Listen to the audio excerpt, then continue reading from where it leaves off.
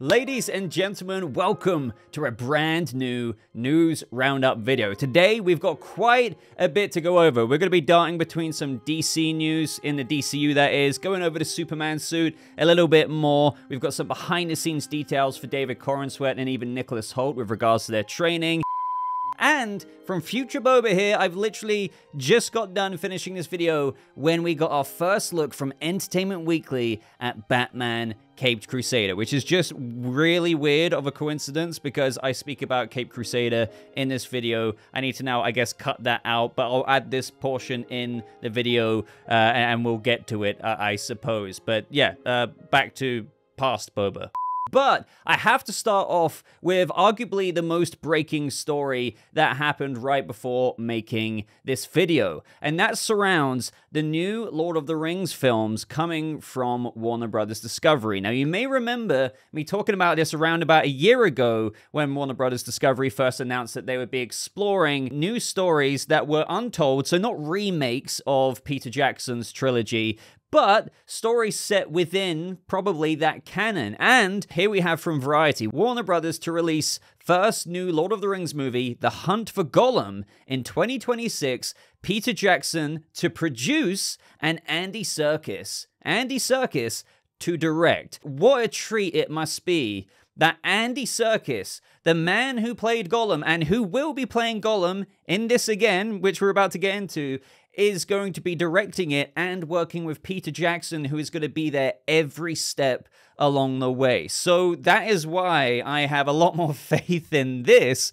compared to Amazon's The Rings of Power. So here we have them saying, and we'll explore storylines yet to be told. So again, that kind of comes back to how, despite how well Peter Jackson did with, The Fellowship of the Ring, Two Towers, Return of the King, movies that have aged so impeccably well, like, it's insane. They still couldn't do everything. And for example, when Gandalf wanted to learn a little bit more about the ring that was in the Shire, one thing we didn't see in the film that we're gonna get a peek into with this movie is that Gandalf sent Aragorn, heir to Isildur, of course, to search for Gollum, and he eventually captured him after he was interrogated by the enemy, and you do get a little glimpse at that in the Fellowship when Gollum is being tortured and he's like, Shire, Baggins, and that's when Aragorn even eventually takes him to Mirkwood. Gandalf questions him, and that's how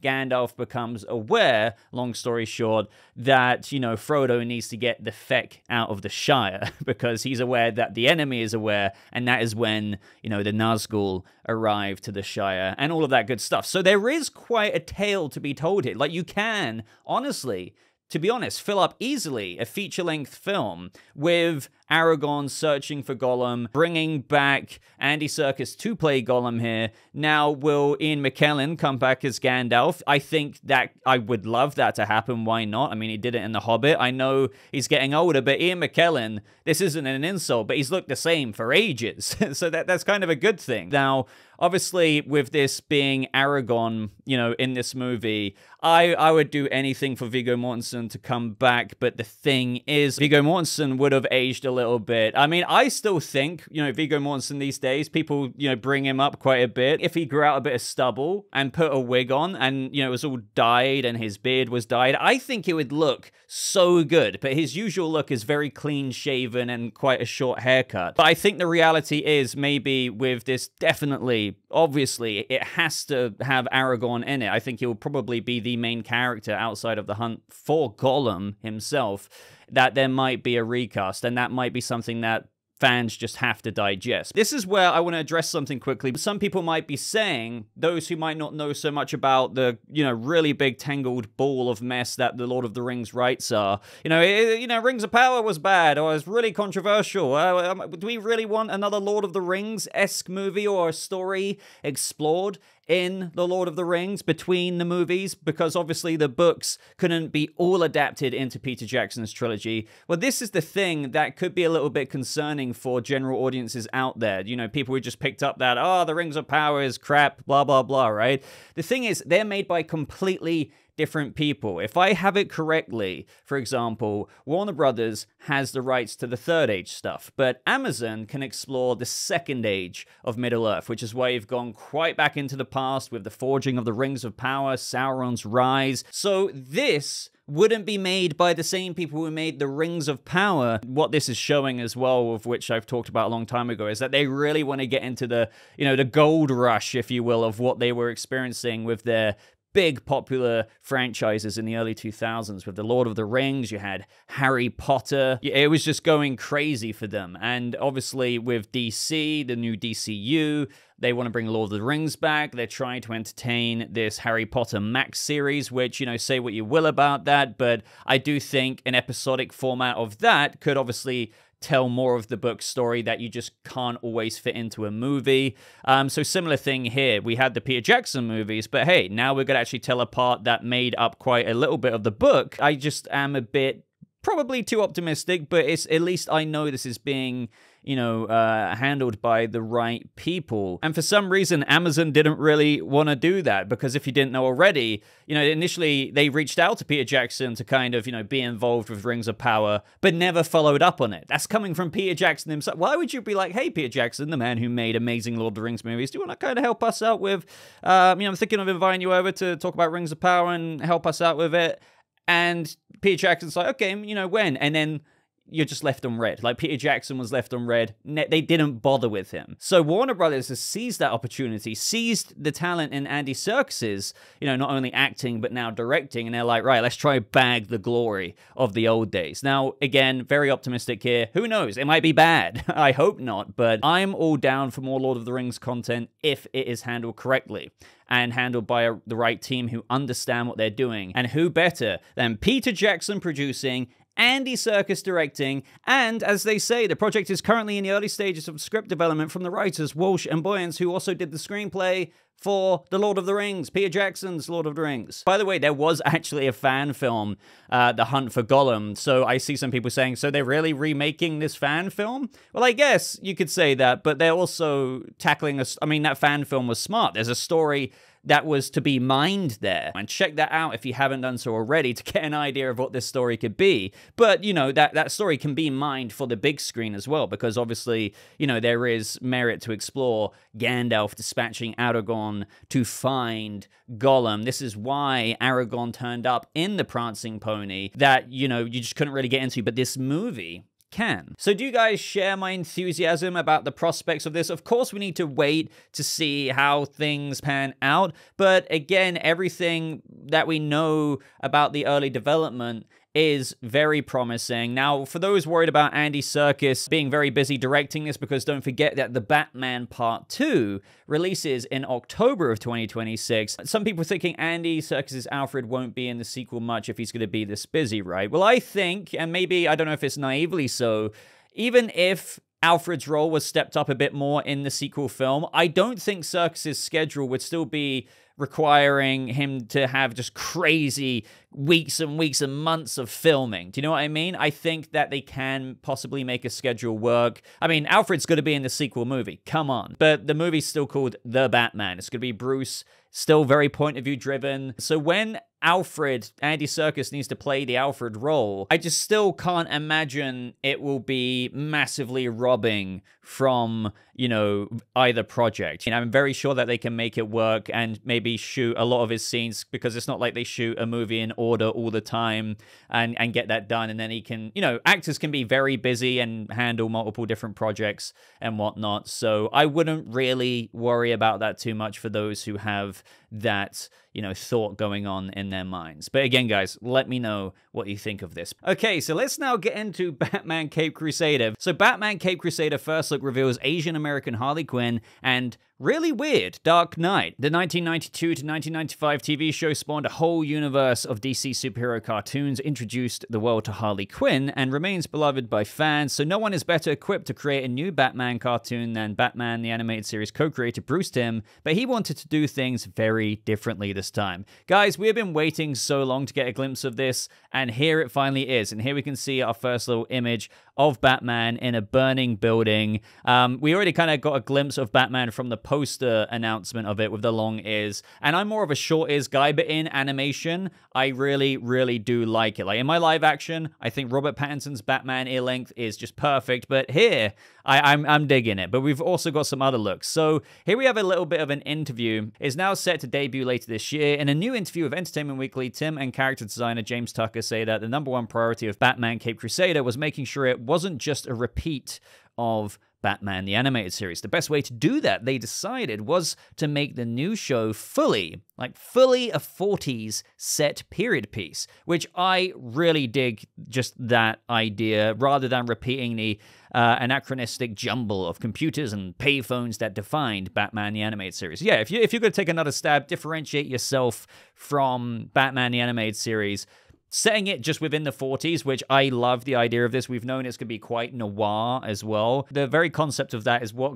has got fans really subscribed to the idea and very eager to get more of a look at Caped Crusader. So here we get, James and I are both really big fans of movies from that era, so we decided to really lean into that in terms of the clothes, the cars, and the architecture, and the level of technology. Early on, we decided that there would be no computers and no cell phones. That changed everything. And yeah, I think this makes it a little bit more of an innocent newbie Batman, but in a really cool way.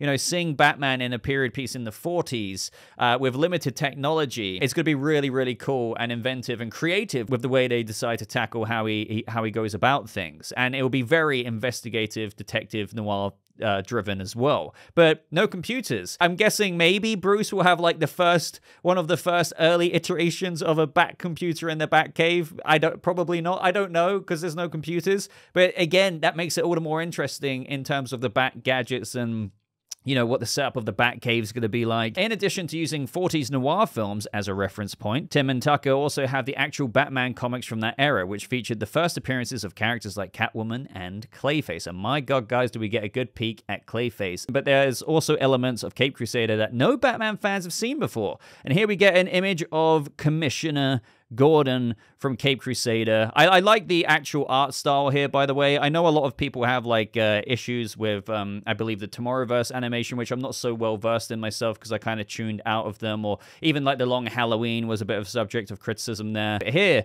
I'm digging what I see. Harley Quinn, in particular, looks much different than any of her previous appearances, including her origin in Batman the Animated Series. The new show characterizes her as Asian American and also separates her from her longtime partner in crime. Very interesting. Yeah, what's the status of the Joker in the 1940s Caped Crusader series? I co-created the character, so I have a lot of love and affection for her, but I thought, you know, there might be something interesting about bringing her on the show, but just not as Joker's girlfriend. So how do we do that? A big part was just doing a basic flip. The original Dr. Quinzel was a little bit more serious, and then when she became Harley, she got really goofy and weird. So we thought, what if we reverse that? When she's Dr. Quinzel, she's a little bit more whimsical and fun, and then when she's Harley Quinn, she's scary. So off of the latter there, I like hearing how Harley's going to be, you know, I feel like this could cause a bit of an echo of disruption. Some people might be like, but no, I want her to be this way and goofy. But,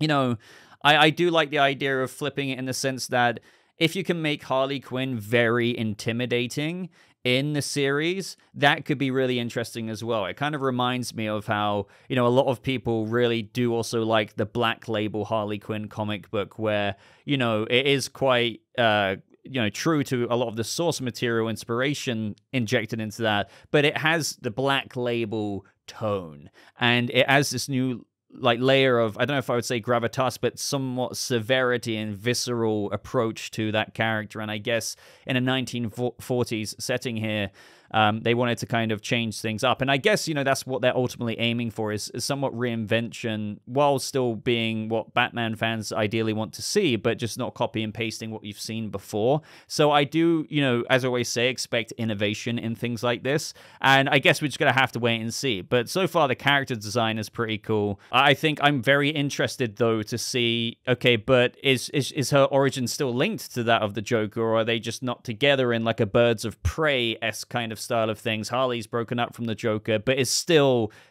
changed tonally in the ways that's being described here, in where as Dr. Quinzel, she's a bit more whimsical and fun, but when she gets into Harley Quinn mode, she's actually scary. Because don't forget, this is going to be a much more mature series as well, so you know, that is something that very much so excites me as well.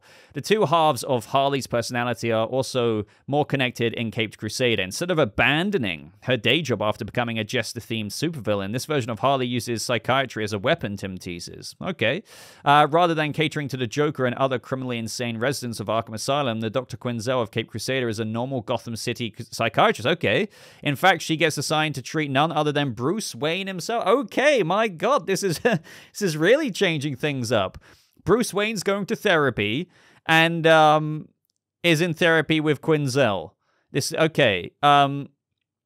You know, I wonder how that happens. Why is Bruce Wayne in therapy? You know, the last comic that I read was something like that was in Batman the Imposter. You know, the co-writer of the Batman and the Batman Part 2 mainly, Mattson Tomlin, was involved in that. And it's more of a thing where Leslie Tompkins forced Bruce to talk to her in therapy, if you will. Otherwise, she would out him as Batman. She kind of wanted to help him work through the initial what got him into Batman. And so Bruce felt, you know, like he had to go there. But why is Bruce in therapy here with Quinzel? Interesting. I don't know how to feel about that. In doing so, she gets to experience firsthand the stranger version of Batman that Tim and Tucker wanted to explore. It's not just the costume, which harkens back to the distinct short gloves, tall boots, and heightened ears of the 40s comics rather than the sleek, modern Batsuit. That's different, but the psychology as well. He's a really weird human being, Tim says of Batman. He's not obsessed with his parents' murder, but it changed him in a way where he's still not adjusted to being a human being. He's literally Batman. Inside, that's who he is. Whenever he's Bruce Wayne, that's not just him with a mask off, that's him wearing a person suit. He's trying to pretend to be something that he's not. So that reminds me of similar themes into what, you know, Matt Reeves wanted to get into. You know, lots of people say, why isn't Bruce Wayne in the Batman? But it's the psychological roadmap of the trilogy that Matt Reeves aims to do in how Batman is full-time Batman in the Batman movie, because he's still in that phase of kind of workaholic Batman mode. He's still that child inside who sees every criminal as, you know, the person who killed his parents. So he's just, you know, he hasn't come out of his turtle shell, so to speak, but that development will happen. So this sounds like a similar thing in where, you know, as of when his parents died, like they say here, he's not obsessed with his parents' murder per se. It's more like that changed him into workaholic Batman mode. Anytime he's outside of that, he's kind of putting on a front. And yeah, you could say that's partially true in every Bruce Wayne adaptation, but I think they're just saying truly, like, he hasn't had time or developed time to let Bruce Wayne come out a bit more, which makes me question how far into his career is Batman at this point. Because if it's early on, that kind of story does make sense, because again, Batman in Matt Reeves' Batman is 1 year, 6 months in, whereas if Robert Pattinson's Bruce was 8 years in, he would be a lot more well-rounded with his Bruce Wayne side and his Batman side. But here, we don't know. It would be a bit strange if he was like many, many years in and is still not really connecting to the Bruce Wayne from that of within. Tucker adds, the idea was to keep him so removed that no one knows who he is and no one knows what he's about. We try to wipe out the foregone conclusion that he's a hero. Okay, whether it's for the police, regular citizens of Gotham, or the viewers. Again, the Batman. You know, at this point, this caped vigilante in Matt Reeves' Batman, until the end, that is, was viewed a similar way. So yeah, I know Matt Reeves is also involved in this series, so it does feel like there's similar visions going on here, just also yet very different 1940s and, you know, everything like that. We didn't want to do Batman the Animated Series Catwoman or the version that Ed Brubaker and Darwyn Cooke did in the early 2000s with the practical leather jumpsuit, which has become her default look in the comics and the movies. That's great, I love that, but we wanted to do something different. So we thought, well, let's go all the way back to the beginning. I love the original look that she had in the 40s. It's purple. And there you see Catwoman with a very kind of different look. And again, I think it's, you know, some people might be like, oh, I don't know about that. They might expect super elaborate designs. But to remind yourself, 1940s. Everything's going to be way kind of different in that respect, and I respect the innovation on Catwoman's design there, and yeah, it looks cool to me, given the context of what this show's makeup is, you know? Tucker cites Barbara Stanwyck's performance as the title character in The Lady Eve as an inspiration for Caped Crusader's Catwoman. This Selena Kyle is playful and charming, though Batman and viewers underestimate her at their peril. Okay, so playful, charming, but don't lean into that too much because you could get cut, you know, in the process. And I think we could be encountering that in some episodes. That episode is very fun, but it also has moments that are really serious and dark. Tim says of Catwoman's appearance in the show, it's the juxtaposition of those two things that make that episode really cool. And then we see Clayface, Golden Age Clayface. I love it. I really do, because I've always said, in Matt Reeves' Batman series, if those rumors were true, I'm telling you now, it would be more of a Golden Age Clayface look. And here it seems that they've done that, and that's very fitting for the 1940s Caped Crusader, you know, DNA that they're going for. Clayface got a similar retro treatment. Don't expect the shape-shifting mud monster of Batman the Animated Series, or the Harley Quinn Animated Series for that matter. Instead, Caped Crusader draws on the character's original comic book appearance, inspired by classic horror movies. I think Clayface here is going to be so terrifying, as in, like, it's going to be so horror vibed. And, you know, he's going to literally be Clayface, Golden Age Clayface, with a freaking knife, shanking people, trying to murder people. And with the tone of this series being, you know, Batman noir-driven 1940s detective, like, imagine him hunting after this Clayface. Now, I know a lot of people don't want this Golden Age Clayface for a live-action Batman, even in Matt Reeves' Batman, but maybe, you know, not talking about that for a second, you will love that idea explored here. I certainly am. I think animated Golden Age Clayface, 1940s Batman, trying to take him down and investigate murders in one episode of an actor going around maybe killing the people of the cast on a remake of his old movie. You know, that's kind of where the roots of that character is. Could be pretty cool. And honestly, this whole show, you know, from Catwoman's look to everything else, the talk of technology, it is kind of all screaming somewhat this Batman Caped Crusader is a Golden Age Batman noir detective-driven show with a mature rating, if you will, compared to that of, you know, everything that they couldn't do in Batman the Animated Series, they're doing here, is what we heard about it beforehand. And I'm down for that. I really am. So, you know, I could talk about this for absolutely forever, but so far I am vibing with what I see. I think there's some things that I want a bit of elaboration on, but, you know, I'm gonna try and just look at that level-headed with what I said earlier, because you don't really know how things like that will unfold until you see the storyline in the episode and the approach to certain characters like Harley Quinn that they're going to tackle. Let me know what you think of our first look at Caped Crusader. We've been waiting for it for so long, and now we finally have it. But now we need to launch into some DCU news. So obviously we had the Superman suit. I covered the fallout in my previous video. I do encourage you to check that out. It's called Why Fans Are So Divided Over the DCU Superman Suit Reveal. I kind of collect everything everyone is saying and give a bit of my interpretation, try and be a little bit level-headed. You've seen edits of people making like the clean version of the suit, such as in this image, but obviously it still isn't pleasing people in various different ways. And we have had a thread on Twitter, which I found very interesting with regards to the presentation of the reveal, because, you know, say what you will about the suit design, but some people have a bit of a larger issue with, you know, why would you reveal Superman sat down? You know, some people saying, oh, he's like a 5-year-old whose parent is trying to tell them to put on their shoes, and they're like, Mom, I don't want to put on my shoes. Fine. And, you know, I'm putting, okay, you know, I will fight for Metropolis, but, you know, I'm going to take my time to get there. You know, that is one way of looking at it. And here we have this thread response from Ivan B. Parker saying, so like the suit or not, have a knowledgeable opinion on the suit or not, and boy, have I seen many people talk about the stuff that they're clearly not knowledgeable about. This is just about the picture, not the suit itself, but the picture itself. So again, what we're tackling here is the presentation, the actual way they revealed the suit.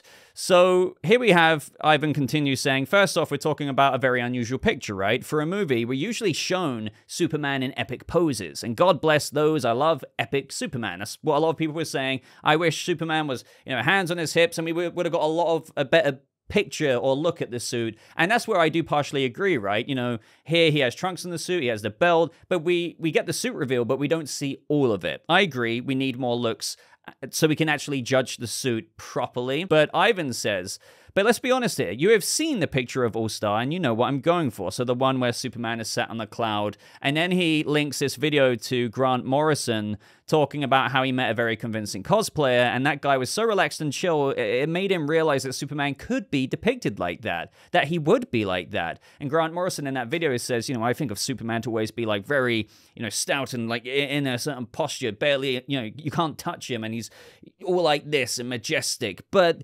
then he had this kind of epiphany in where, you know, there is another way you can depict Superman, and again, this comes back to probably what James Gunn was going for, and we do know he likes to very much so humanize the characters here. So without me like going through the whole Grant Morrison clip, but I do recommend watching it because it's what inspired him to show Superman sat down on that cover of All-Star Superman. Ivan continues to say here, now I don't need to remind you that Superman 2025 will mainly be inspired by All-Star Superman, not plot-wise, but the vibe and general approach are the inspiration. The cover of All-Star was the only thing shown to represent the movie when he first announced the title. Intimate seems to be the key word with Superman, because man has Gunn made it clear that this movie will be about the character of Superman. He has stated that the intention is to focus on him and the wonderful Miss Lane and analyze his life in a way that's worth the budget. So the more you kind of absorb this and really get into the frame of like what we're talking about here, you can kind of like, you don't have to like still agree with this take at the end of the day,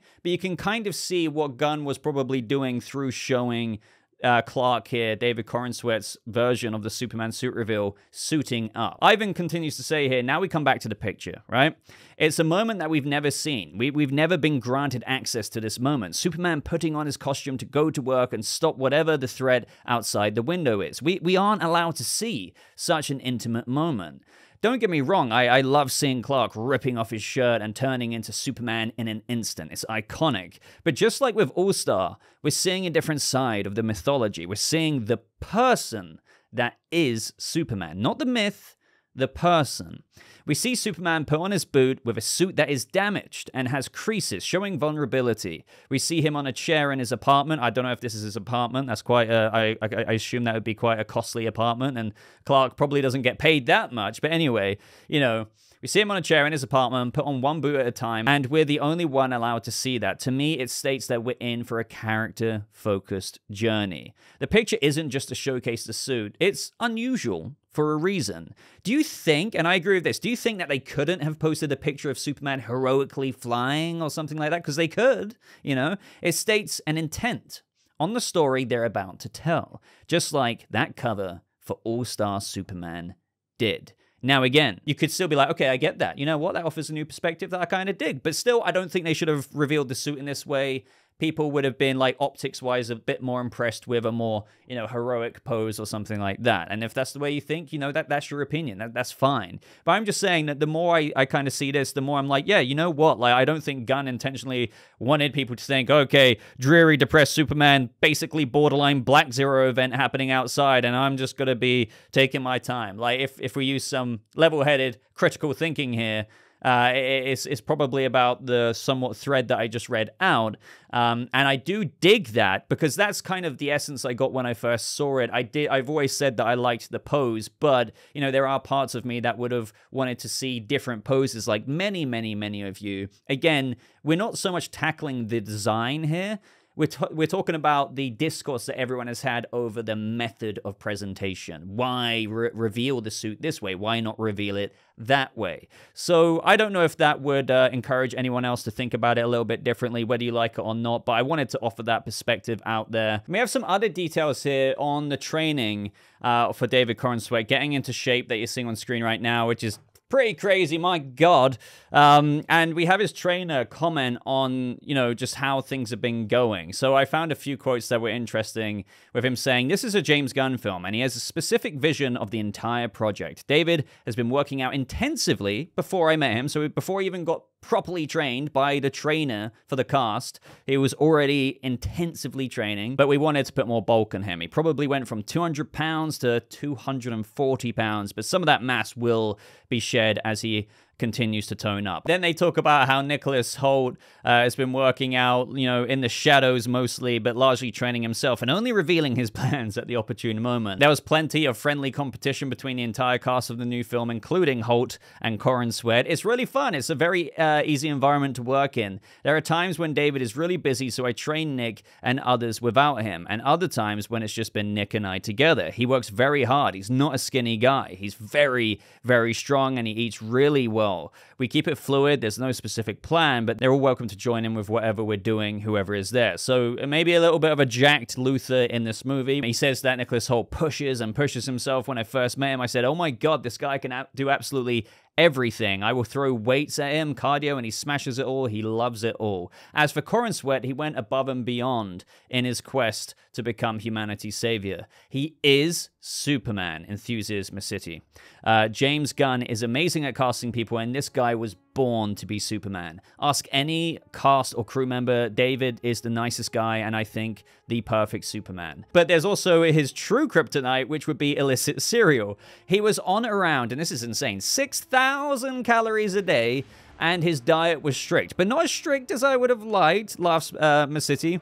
Half of his training had to be done over FaceTime and half in person, as he wasn't in Los Angeles all the time. We'd speak remotely, and I'd ask him about his diet, and he'd be eating cereal. He'd ask, what's wrong with cereal? But that's why he's the perfect Superman. He has a realistic expectation of himself and the role. That is quite a little funny, innocent thing to say. Like, he just comes online to the FaceTime training session, eating a bowl of cereal maybe, and then, like, the trainer's like, what are you doing? And he's like, what's wrong with cereal? A bit of a goofy Clark Kent moment there, maybe. But I do recommend checking out the rest of this article from GQ magazine. They go through so much other things. His actual, you know, training from incline dumbbell presses to bench presses and everything like that. Lots more comments and how he's put on the muscle. So, but that is everything I wanted to cram into this big news roundup today, guys. Let me know your thoughts on every single story. I'll be paying attention to that comment section and getting involved myself. But if you got this far, please consider leaving a like on the video. Consider subscribing for more updates